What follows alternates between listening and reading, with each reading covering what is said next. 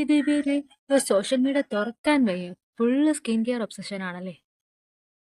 അതെ, ഞാനൊന്ന് പറഞ്ഞോട്ടെ. സ്കിൻ കെയർ കൊണ്ട് എന്താ ഒരു ബാഡ് എന്താ? എന്താ ഇത് പ്രോബ്ലം എന്താ?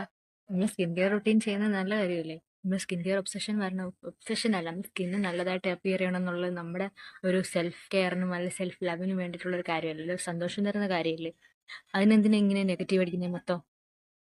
ഉം അപ്പോൾ ഒരാൾക്ക് അതിൽ സന്തോഷം കിട്ടുന്നുണ്ടെങ്കിൽ അയാളുടെ പൈസയ്ക്കാണ് ആ സാധനം വാങ്ങിച്ച് ഉപയോഗിക്കുന്നത്. അപ്പോൾ അയാൾക്ക് അതിൽ സന്തോഷം കിട്ടുന്നുണ്ടെങ്കിൽ ആ കാര്യം ചെയ്യുന്നുണ്ട്, എന്താണ് തെറ്റ്?